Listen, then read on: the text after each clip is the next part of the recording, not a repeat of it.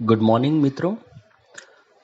આર્યન પરિવારમાં રાજપૂત સાહેબ આપ સૌનું હાર્દિક સ્વાગત કરે છે. આજે આપણે નીચેના પ્રશ્નો શીખીશું જે ચેપ્ટર 1ના પેજ નંબર 6, 7 અને 9 ઉપર હશે. કુલ 5 પ્રશ્નો આજે શીખીશું. પહેલું, સંકલનનો અર્થ અને લક્ષણો. બીજું, સંકલનનું મહત્વ. ત્રીજું, સંચાલનના કાર્યવિસ્તારો. ચોથું, સંચાલનના કાર્યવિસ્તારો જણાવી બજાર સંચાલન એટલે કે માર્કેટિંગ સંચાલનના કાર્યો સમજાવો. અને છેલ્લું, નાણાકીય સંચાલનના કાર્યો જણાવો. એક નવો પ્રશ્ન શીખીએ છીએ. સંકલનનો અર્થ આપી તેના લક્ષણો જણાવો. સંકલનનો અર્થ: ધંધાકીય એકમના જુદા જુદા વિભાગોમાં કર્મચારીઓ દ્વારા જુદા જુદા જે કાર્યો થાય છે તેમની વચ્ચે એક સૂત્રતા કે સુમેળ સાધવાના કાર્યને સંકલન કહે છે. અહીં બે શબ્દો બહુ મહત્વના છે: એક સૂત્રતા, સુમેળ. ધંધાકીય એકમમાં જુદા જુદા કર્મચારીઓ જે કોઈ કાર્ય કરે એમના કાર્યો વચ્ચે સુમેળ હોય, એક સૂત્રતા હોય તો એને સંકલન કહેવાય. એના માટે અહીં નીચે એક ચિત્ર આપેલું છે કે જેમાં કુલ 4 અધિકારીઓ છે: ખરીદ અધિકારી, ઉત્પાદન અધિકારી, વેચાણ અધિકારી, હિસાબી અધિકારી. ચારેયના હાથમાં પોતપોતાના વિભાગના લક્ષ્યાંકો છે. જોઈએ એમના વિભાગના લક્ષ્યાંકો વચ્ચે એક સૂત્રતા, સુમેળ કે સંકલન છે કે નહીં. જુઓ, ખરીદ અધિકારી પોતાના વિભાગમાં અઠવાડિયામાં 100 એકમોની કાચા માલની ખરીદી કરવાનો લક્ષ્યાંક રાખે છે. તો ઉત્પાદન અધિકારી ખરીદ વિભાગને ધ્યાનમાં રાખીને પોતાના વિભાગમાં 90 એકમોનું ઉત્પાદન કરવાનો લક્ષ્યાંક રાખે છે. જ્યારે વેચાણ અધિકારી પોતાના વિભાગમાં 80 એકમોનું વેચાણ કરવાનો લક્ષ્યાંક રાખે છે.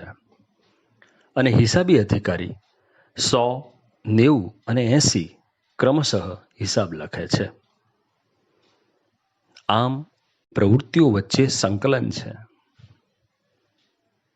જો ખરીદ અધિકારી 100નું લક્ષ્યાંક રાખે તો ઉત્પાદન અધિકારીએ 100નું લક્ષ્યાંક શું કામ ન રાખ્યું? કારણ એ જ કાચા માલની ખરીદી 100 થાય તો એટલું ને એટલું કંઈ ઉત્પાદન ન થાય. કદાચ 10 એકમ બગડી જાય, તૂટી જાય.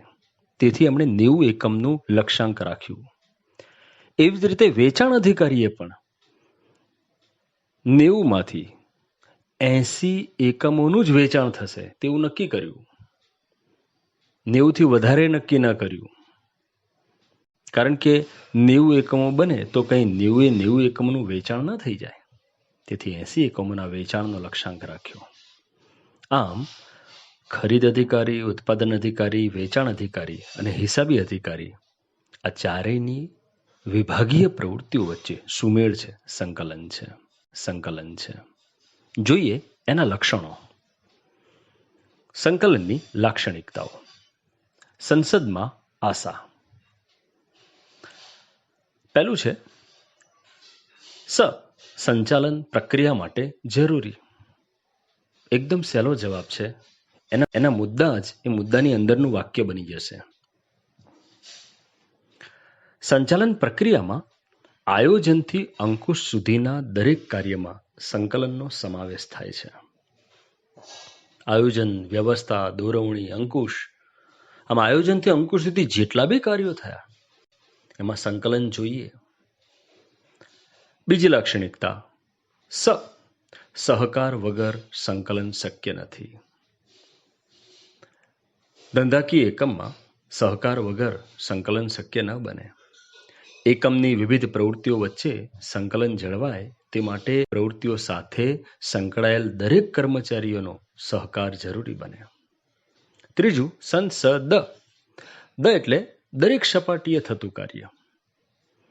ઉચ્ચ, મધ્ય, તળ આ સંચાલનની ત્રણેય સપાટીએ એટલે કે દરેક સપાટીએ સંકલન વગર ના ચાલે. ચોથું સંસદમાં માહિતી સંચાર કાર્યક્ષમ હોવું જરૂરી છે. માહિતી સંચાર એટલે માહિતીની આપલે. ભાઈ અમારે જો અમારા સંકલનને સફળ બનાવવું હોય ને તો દરેક વિભાગીય અધિકારીએ એકબીજા વચ્ચે માહિતીની આપલે કરવી પડે. એટલે કે માહિતી સંચાર કાર્યક્ષમ હોવું જરૂરી છે. પાંચમું આ આત્મા છે. સંચાલનના દરેક કાર્યોમાં સંકલન સમાયેલું છે. તેથી સંકલનને સંચાલનનો આત્મા કહે છે. અને છઠ્ઠું સાધનોનો મહત્તમ ઉપયોગ શક્ય બને. ઉત્પાદનના જેટલા બી સાધનો છે એનો જો ધંધામાં સંકલન હશે તો આ સાધનોનો મહત્તમ ઉપયોગ શક્ય બની શકશે. આવો સૂત્ર યાદ રાખી લઈએ. સંસદમાં આશા. સાથે બોલતા જઈએ. સંચાલન પ્રક્રિયા માટે જરૂરી. સહકાર વગર સંકલન શક્ય નથી. દરેક સપાટીએ થતું કાર્ય. માહિતી સંચાર કાર્યક્ષમ હોવું જરૂરી. આ આત્મા છે. અને સાધનોનો મહત્તમ ઉપયોગ શક્ય બને. મિત્રો, ખાલી મુદ્દા યાદ કરી લેશો તો પણ મુદ્દાની અંદરનું યાદ રહી જશે.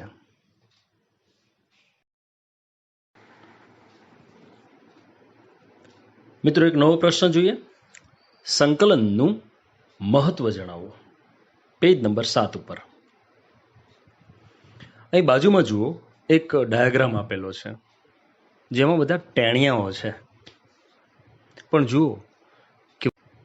જુઓ કેવા સહકારથી, સંપથી, સંકલનથી કામ કરે છે. ઊંચે એવો પેલો બલ્બ છે ને એને બધાએ સંકલન સાધી અને જુઓ ફિટ કરી દીધો. સંકલનનું મહત્વ. સૂત્ર છે હે સંચાલનના 2 સર, સંવાદિતતા અને સમતુલા. વળી પાછું સંકલનના લક્ષણની જેમ જ ખાલી મુદ્દા યાદ રાખશો તો મુદ્દાની અંદરનું પણ યાદ રહી જશે. જોઈએ હેતુ સિદ્ધિ માટે સંકલનને લીધે એકમના નક્કી કરેલા હેતુઓને સિદ્ધ કરી શકાય છે. જુઓ ને બાજુમાં ચિત્રમાં અમારો હેતુ પેલો ઊંચે બલ્બ ફિટ કરવાનો હતો. સંકલનથી આ હેતુ સિદ્ધ થઈ ગયો. બીજું સંચાલનના એનો મતલબ થયો સંચાલનના દરેક કાર્ય અસરકારક બને. સંકલનથી સંચાલનના દરેક કાર્ય મોઢે જ થઈ ગયા. આયોજન, વ્યવસ્થા તંત્ર, દોરવણી, અંકુશ આ બધા સર બને, અસરકારક બને. ત્રીજું બે એટલે બેવડાતું નથી કોઈ પણ કાર્ય. જો ધંધામાં સંકલન કરવામાં આવે તો ધંધાનું કોઈ પણ કાર્ય 2 વાર ના થાય, બેવડાય નહીં, અથવા તો કોઈ પણ કાર્ય રહી જતું નથી. ચોથું સર એટલે સરળ. સંકલનને કારણે એકમના બધા જ કાર્યો સરળતાથી થઈ શકે. પાંચમું સંવાદિતતા એટલે કે સંવાદિતતા જળવાય. સંકલનથી એકમના જુદા જુદા વિભાગોમાં સંવાદિતતા, એકરૂપતા જળવાય. અને છઠ્ઠો મુદ્દો સમતુલા એટલે કે સમતુલા જાળવે. સંકલનથી એકમના જેટલા બી વિભાગો હોય એના જે પણ કોઈ કાર્યો કરવાનો હોય ક્રમ વચ્ચે સમતુલા જળવાય. ક્રમબદ્ધ કામ થાય, આડાઅવળી કામ થાય નહીં. ફક્ત સૂત્ર યાદ રાખવાનું છે. હે સંચાલનના 2 સર, સંવાદિતતા, સમતુલા. ચાલો મુદ્દા સાથે બોલીએ. હેતુ સિદ્ધિ માટે સંચાલનના સંચાલનના દરેક કાર્ય અસરકારક બને. 2. બેવડાતું નથી કોઈ પણ કાર્ય. સરળ. સંવાદિતતા જળવાય. સમતુલા જાળવે.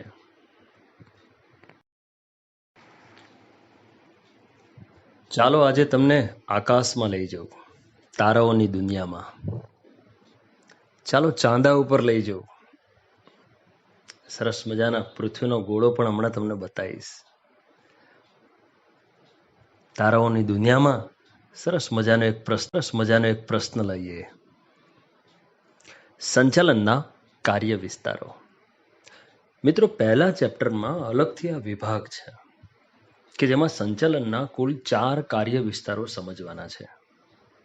જોઈએ આગળ. કોઈ પણ ધંધાનું સંચાલન કરવા માટે કેટલાક મહત્વના કાર્યો કરવા પડે છે. આ કાર્યો પ્રમાણે સંચાલનના કાર્ય વિસ્તારો નીચે પ્રમાણે છે.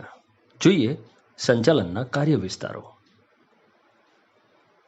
આવ્યો ને પૃથ્વીનો ગોળો ફરતો 4 ખાના છે. એનો મતલબ સંચાલનના 4 કાર્ય વિસ્તારો છે. 4 જગ્યાએ ધંધાનું સંચાલન થઈ શકે. પહેલું બજારીય સંચાલન, બીજું માનવ સંસાધન સંચાલન, ત્રીજું નાણાકીય સંચાલન, ચોથું ઉત્પાદન સંચાલન. આમાંથી 1 માર્કના કે 2 માર્કનો પ્રશ્ન આવી શકે. સંચાલનના કાર્ય વિસ્તારો જણાવો અથવા તો આકૃતિ સહિત જણાવો. ડિટેલમાં દરેક સંચાલન વિશે હવે આપણે સમજવાનું છે.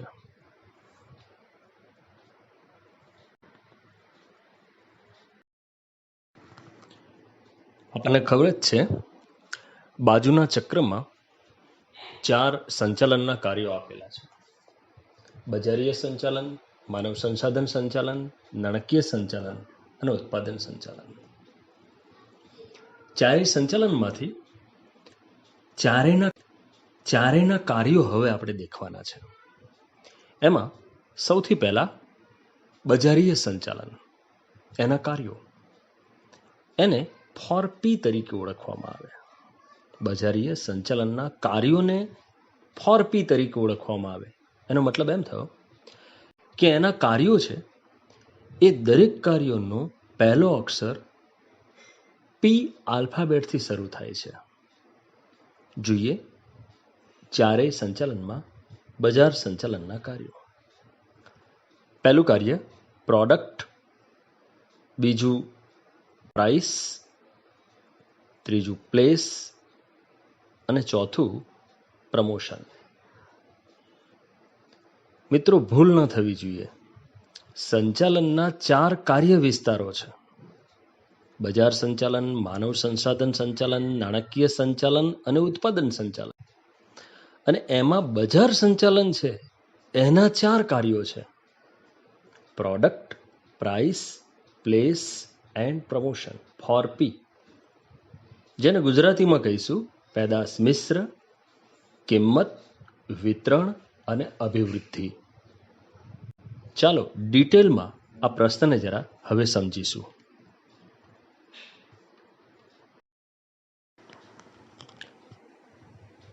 મોસ્ટ આઈએમપી પ્રશ્ન જોઈ લઈએ.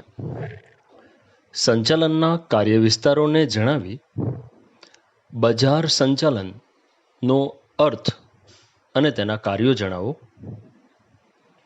બજાર સંચાલનને બીજા શબ્દોમાં માર્કેટિંગ સંચાલન તરીકે ઓળખી શકાય. સંચાલનના કાર્ય વિસ્તારો અગાઉ આપણે શીખી જ ગયા. સંચાલનના કાર્ય વિસ્તારો કુલ 4 છે: બજારીય સંચાલન, માનવ સંસાધન સંચાલન, નાણાકીય સંચાલન અને ઉત્પાદન સંચાલન. આ 4 સંચાલનના કાર્ય વિસ્તારોમાંથી બજાર સંચાલન એટલે કે માર્કેટિંગ સંચાલન વિશે આપણે સમજવાનું છે. બજારીય સંચાલન કે માર્કેટિંગ સંચાલન એટલે શું? માલ કે સેવાને ઉત્પાદક પાસેથી ગ્રાહક સુધી પહોંચાડવાની પ્રક્રિયાને બજારીય કે માર્કેટિંગ સંચાલન કહે છે. લક્ષનો સાબુ એ તો કારખાનામાં હોય, પણ કારખાનામાંથી આપણી સુધી પહોંચાડવા માટે જે પ્રક્રિયા હાથ ધરવામાં આવે એને કહી શકાય બજારીય સંચાલન કે માર્કેટિંગ સંચાલન. જોઈએ બજાર સંચાલનમાં કયા કયા કાર્યોનો સમાવેશ થાય. બજારીય સંચાલનના કાર્યો અગાઉ શીખ્યા. 4P. બજાર સંચાલનમાં કુલ 4P કાર્યોનો સમાવેશ થાય છે. Product, price, place, promotion. ગુજરાતીમાં કહી શકાય પેદાશ મિશ્ર, કિંમત, વિતરણ અને અભિવૃદ્ધિ. બાજુના ડાયાગ્રામમાં જોઈ શકાય છે 4P. ફરી એકવાર product, price, place and promotion. 4 કાર્ય વિસ્તારમાંથી પહેલા કાર્ય વિસ્તાર, એના કાર્યો સમજીએ. પહેલું છે પ્રોડક્ટ. P ફોર પ્રોડક્ટ, પેદાશ મિશ્ર.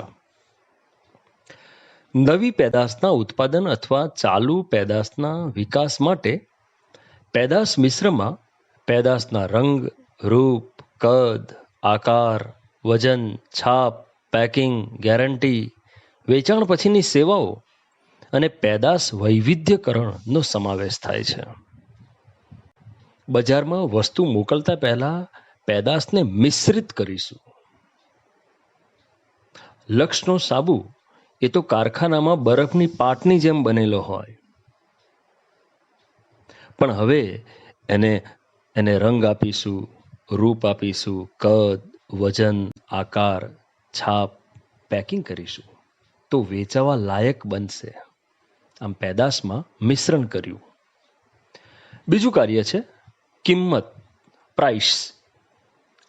કિંમત અંગેના નિર્ણયોમાં વેચાણ નીતિ, શાખ નીતિ, વટાવ અંગેની નીતિ, જથ્થાબંધ કે છૂટક વેચાણ, મધ્યસ્થીઓનું કમિશન વગેરે બાબતોને ધ્યાનમાં લેવામાં આવે છે. શાખ નીતિ, ઉધાર કેટલું વેચીશું. વટાવ અંગેની નીતિ, 2 વટાવ હોય, રોકડ વટાવ, વેપારી વટાવ, એની ટકાવારી કેટલી રાખીશું. જથ્થાબંધ કે છૂટક વેપારીઓ દ્વારા વેચાણ કરીશું તો એમને કમિશન કેટલું ચૂકવીશું. આ બધી બાબતોનો સમાવેશ કિંમત નક્કી કરીએ ત્યારે લેવામાં આવે. P four place. પ્લેસ એટલે વિતરણ. વિતરણનો મતલબ છે વહેંચણી કેવી રીતે કરીશું. વિતરણ અંગેના નિર્ણયોમાં પોતાની દુકાન દ્વારા વેચાણ, જથ્થાબંધ વેપારીઓ દ્વારા, છૂટક વેપારીઓ દ્વારા, એજન્ટો દ્વારા વેચાણ, વાહન વ્યવહારના પ્રશ્નો વગેરે બાબતોને ધ્યાનમાં લેવામાં આવે. વિતરણની બાબત ધંધાના કદ અને વિસ્તાર સાથે સંકળાયેલી છે. જો આપણા ધંધાનું કદ નાનું હોય, વિસ્તાર નાનો હોય તો આ બધા વિતરણના માધ્યમો છે એ ઓછા પસંદ કરીશું, અને કદ અને વિસ્તાર મોટો હોય તો ઉપરના વિતરણના માર્ગો છે એ વધારે પસંદ કરીશું. છેલ્લું P, પ્રમોશન. પ્રમોશન એટલે અભિવૃદ્ધિ. વૃદ્ધિ એટલે વધારો કરવો, જ્યારે અભિવૃદ્ધિ એટલે વેચાણમાં નોંધપાત્ર વધારો કરવાના પ્રયત્નો. જેમાં માલની જાહેરાત કરવી, પ્રસિદ્ધિ કરવી, સેલ્સમેનો દ્વારા વ્યક્તિગત વેચાણ કરવું તથા વેચાણ વૃદ્ધિ માટે ગ્રાહકો અને વેપારીઓને આકર્ષવા વગેરેનો સમાવેશ થાય છે. આ બધા એ પ્રયત્નો છે કે જેના દ્વારા વસ્તુના વેચાણમાં વધારો થાય. અંદર એક શબ્દ કંઈક નવો છે અને એ છે પ્રસિદ્ધિ કરવી. પ્રસિદ્ધિ એટલે શું? જાહેરાતથી બહુ નજીકનો શબ્દ છે. શુક્રવારે નવું મૂવી બહાર પડવાનું હોય તો છાપામાં એનું પોસ્ટર આવી જાય. કયા કયા મલ્ટીપ્લેક્સમાં છે એ બાબત આવી જાય તો એને જાહેરાત કહેવાય. પણ પ્રસિદ્ધિનો મતલબ એમ થયો કે ફિલ્મના શૂટિંગ વખતે હીરો 5મા માળથી પડી ગયો, એને ફ્રેક્ચર થયું, એવા સમાચાર જ્યારે વર્તમાનપત્રોમાં આવે ત્યારે સમજી લેવાનું એ પ્રસિદ્ધિ છે. લોકો એ ફાઇટને દેખવા માટે પણ પિક્ચર જોવા માટે જશે, કેટલીક વખતે મોટા મોટા કાર્યક્રમોમાં આવે, કપિલ શર્માના શોમાં આવે અને પોતાના નવા જે મૂવી આવવાનું છે એના વિશેની વાતો કરે, થોડીક વાર્તા કહે તો એને કહેવાય પ્રસિદ્ધિ. ટૂંકમાં આ બધા વેચાણ વધારવા માટેના પગલાં છે જેને અભિવૃદ્ધિ કહી શકાય. તો આખો પ્રશ્ન મોસ્ટ એમપી છે. માર્કેટિંગ સંચાલનના કાર્યો, બજારીય સંચાલનના કાર્યો. હવે બહુ મહત્વનો શબ્દ બોલું છું. આ પ્રશ્નને માર્કેટિંગ મિક્સ તરીકે પણ ઓળખી શકાય. પૂછાય પ્રશ્ન, ટૂંક નોંધ આપો માર્કેટિંગ મિક્સ, એનો મતલબ જ થાય 4P: product, price, place, promotion. 2 વાર, 3 વાર, 4 વાર આ પ્રશ્નને લખી રાખજો. પ્રશ્ન મોસ્ટ આઈએમપી છે.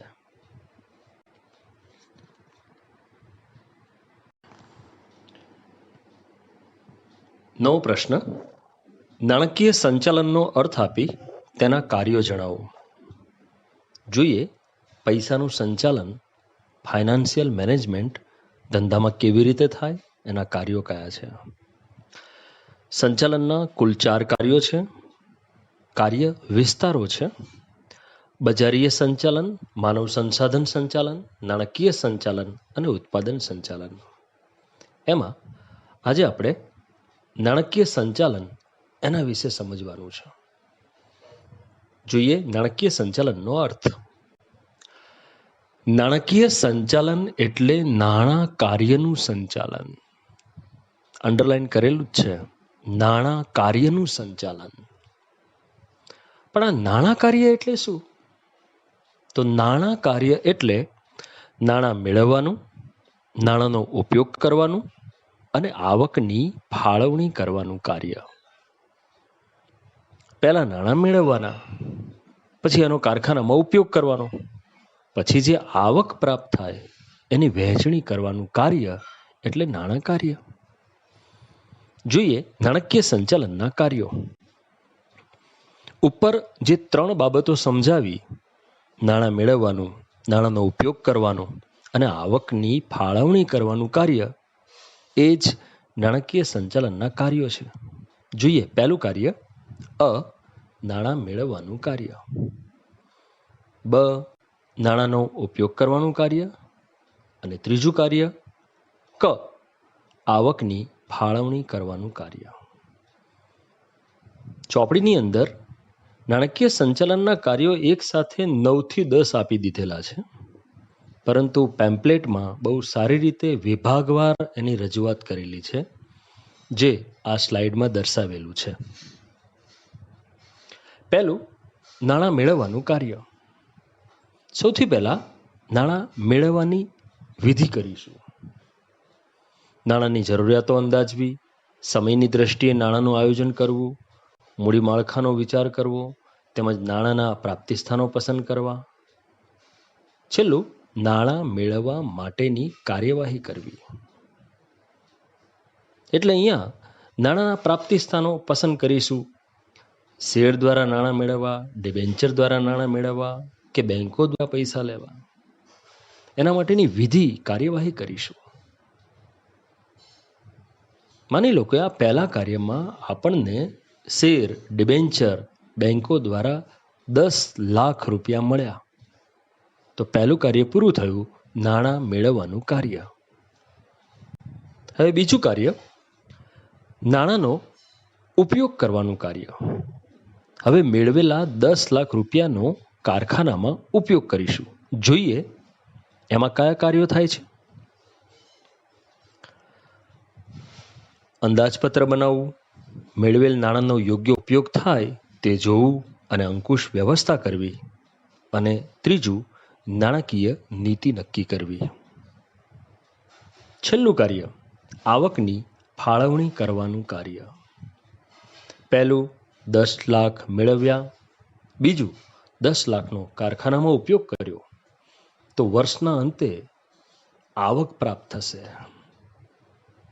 10 લાખની સામે ₹50 લાખની આવક થઈ, તો 50 લાખ રૂપિયા માલિક ઘરે નહીં લઈ જાય. એ 50 લાખની આવકની અલગ અલગ જગ્યાએ ફાળવણી કરશે. જોઈએ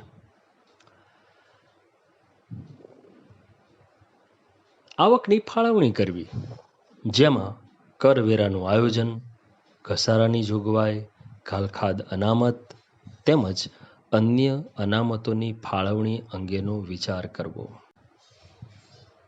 અને બીજું, અસ્કયામતોની વ્યવસ્થા કરવી. જે આવક પ્રાપ્ત થાય એમાંથી સૌથી પહેલા અનામતોમાં કેટલીક રકમ ફાળવવામાં આવશે. અને બીજું અસ્કયામતો એટલે કાયમી મિલકતોની ખરીદી. મિલકતોની ખરીદીની વ્યવસ્થામાં અમુક રૂપિયા રોકવામાં આવશે. આમ નાણાકીય સંચાલનના કુલ 3 કાર્યો: નાણાં મેળવવાનું કાર્ય, નાણાંનો ઉપયોગ કરવાનું કાર્ય અને આવકની ફાળવણી કરવાનું કાર્ય.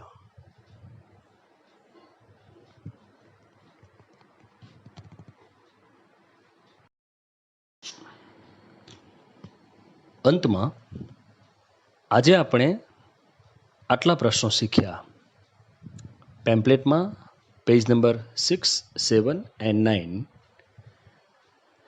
પહેલો પ્રશ્ન, સંકલનનો અર્થ અને લક્ષણો.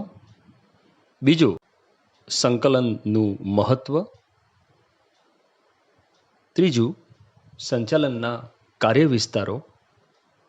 ચોથું, સંચાલનના કાર્યવિસ્તારો જણાવી બજાર સંચાલન કે માર્કેટિંગ સંચાલન કે માર્કેટિંગ મિક્સ ના કાર્યો સમજાવો.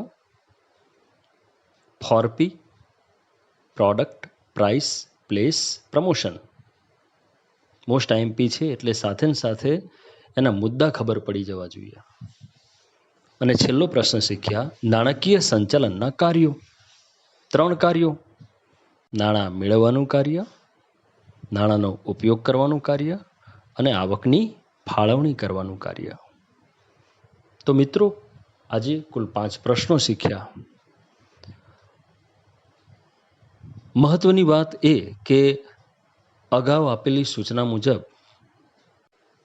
આપ તમામ વિદ્યાર્થીઓ સૂત્રવાળી નોટ અને પ્રેક્ટિસવાળી નોટ બનાવતા જ હશો. ચાલેલા પ્રશ્નો સાથે સાથે લખતા રહેશો. સૂત્રવાળી નોટમાં ફરી એકવાર અર્થ અને લક્ષણો હોય તો અર્થ લખવાનું, લક્ષણોનું સૂત્ર અને ખાલી મુદ્દા લખવાનું. અગાઉ સમજાવેલું જ છે, એના માટે અલગથી સ્લાઇડ પણ બનાવેલી હતી. ચેપ્ટરના પહેલા જ પાના ઉપર પેમ્પલેટમાં 14 પ્રશ્નો છે, નીચે 14 ખાના પણ છે. જેટલા પ્રશ્નો ચાલી ગયા છે તેના સૂત્ર પણ સાથે ને સાથે લખતા રહેશો. આજે ચાલેલો એક પ્રશ્ન માર્કેટિંગ મિક્સ બહુ મહત્વનો છે, એટલે એકવાર 2 વાર પ્રેક્ટિસ નોટમાં એને લખી નાખજો, ખાસ મોટે કરી નાખજો. તો મિત્રો, ફરી મળીશું. ત્યાં સુધી થેન્ક યુ વેરી મચ. જય શ્રી કૃષ્ણ. Good bye.